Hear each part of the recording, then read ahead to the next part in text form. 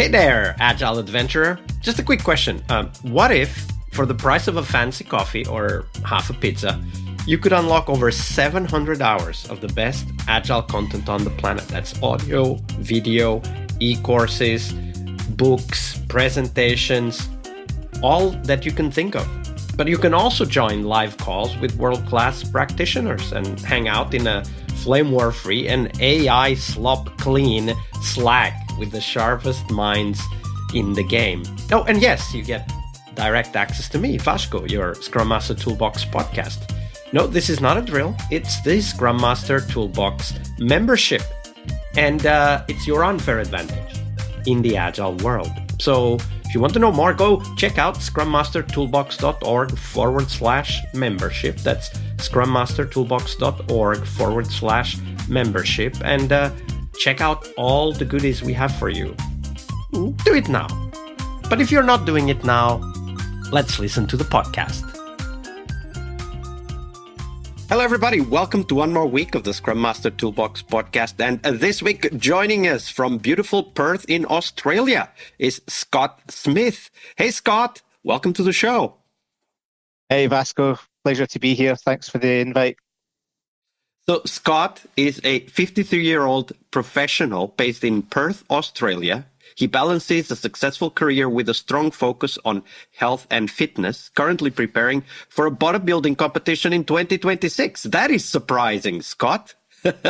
We'll probably talk about why that is important for you as well. With a background in leadership and coaching, Scott values growth, discipline, and staying relevant in a rapidly changing world. So, Scott, that was a short intro. Tell us a little bit more about yourself and how did you end up becoming a Scrum Master? Yeah, so I was a business analyst for a long time, probably about 10 years or so, and I was working a few years back for a company in the mining services industry as a business analyst, and they wanted to start working with Scrum ways of working, and we had a team, so I had decided to do my PSM1, which is the Professional Scrum Master 1 course, and get my certification, as I was keen to make a move after 10 years as a BA, and things were really getting changing direction, I suppose, in terms of those traditional ways of working and moving into more Scrum and Agile ways of working, which I really got interested in. So I got the opportunity to work with the teams and set them up from the beginning. So really started setting up all those mechanics with the team that I had, the Scrum events and the facilitation, really all the basics which I had learned from the PSM1 course. And that, I suppose, was the start. That was my start of my journey into being a Scrum Master. Very good, very good. And because you have a business analyst background, I can imagine that the change in ways of working would immediately be something that you would consider would affect you, no? Yeah, absolutely. Change has always been something I feel it really resonates with me. I think I noticed it more so when I was doing my my MBA at university, and here in Perth, and one of the units there was organisational change, and that was really the course which I suppose I excelled in out of the 12 courses that you do as part of the MBA, and that was probably the one that resonated mostly with me. So it set me on the right path, I suppose. Yeah, absolutely. Great background, of course, to then applying all of that as a change agent, as a Scrum Master. But, Scrum Mastering is not always as easy as we would like it to be. Sometimes it actually is quite hard, and we fail. And that's okay. Failure is not a problem as long as we learn. And that's what we want to talk about with you, Scott. So share that story with us, a difficult moment you had as a Scrum Master, and we'll dive into the, insights and lessons learned later. But share that story first, Scott. Sure. You're absolutely right. fail often, and that's all part of the journey. There is one story that comes to mind. It, on the surface, it might seem quite small and insignificant, but it sticks with me for some reason. Um, the story is that I was working with a number of squads as a Scrum Master, and we had showcases each sprint where each squad had a 5 minute slot, and they would share their outcomes from the sprint. And I coordinated and facilitated these showcases. In one instance, one of these showcases, I called out a particular individual in one of the teams for the fantastic work they had done during the sprint.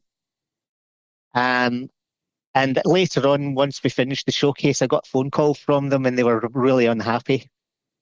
So I had upset them. Um, the lesson that I now know and have taken forward with me is not everybody enjoys the limelight, and being called out, I suppose, without having prior notice or asked for their permission to do so. So that is something that, yeah, really sticks with me, and making sure that I check in with people before doing those types of things in the future is really important to me. So if I understood you correctly, by them, you mean the team? No, this was an individual. Oh, Yeah, person. that one person. Yeah. Oh, wow. That is really surprising. So was that person like presenting the work that the squad had completed, or were they more like in the background? Like what was kind of their I suppose you could say their stand, their position in that showcase? So they were part of a team who were presenting, and this individual was presenting on behalf of the team. Okay. And as facilitator, I would go around each team and call up the next presenter, introduce them, and during that introduction, I had shared the fantastic work they had done. I suppose what they didn't like about that when they called me after the showcase was not having been told in advance or asked permission to be calling them out. Even though I was calling them out for great work, they took offence to this, and it drove home, I suppose, the need to check in with individuals prior to doing such things, even if it is in I think the a relationship good with that day. individual continue later. Like, was everything okay after that, and you respected their wish, and that was all fine? Yeah, absolutely. We did get on great and had no issues or concerns. It's a really, I suppose, I think a conservative person, someone who's quiet, introverted. So it makes sense that they perhaps didn't like being called out in a bigger audience where we had maybe 100+ people on the call, which was what happened. That is very surprising, because usually people feel proud in what they do, and of course they are appreciative if that work that was done with pride and effort is recognized and highlighted. But this individual was not, and I think that your insight, right, like check in with people, I think it's incredibly important, and for all of us who need to present and who need to work with teams that might, and especially if it is people in the software world, that's a high likelihood, might be more introvert, more reserved, more conservative. They might not appreciate the limelight at all, and it might take great effort for them to overcome the anxiety of speaking to a large group, and then being put on the spot, even for a good reason, might feel like just one step too far in that anxiety management that many of us still have to deal with, right? Yeah, absolutely true. So that was my lesson learned. Yeah, absolutely. And a great story, and counterintuitive at that. So brilliant. Thank you for sharing that, Scott. Yeah. All right, I hope you liked this episode. But before you hit next episode, here's the deal. This podcast is powered by people like you, the members who wanted more than just inspiration. They wanted real tools and real connection to people who are practicing Agile every day. We're talking access to over 700 hours of Agile Gold, CTO level strategy talks, summit keynotes, live workshops, e-courses, deep dive interviews, books, and if you're into no estimates, we got the pioneers of no estimates in those deep dive interviews as well. Agile business intelligence, creating product visions, coaching your product owner courses, you name it. You'll get invites to monthly live Q&As with Agile pioneers and practitioners, plus a private Slack community, which is free of all of that AI slop you see everywhere, and of course, without the flame wars. It's a community of practitioners that want to learn and thrive together. It's the best place to connect with community and learn together.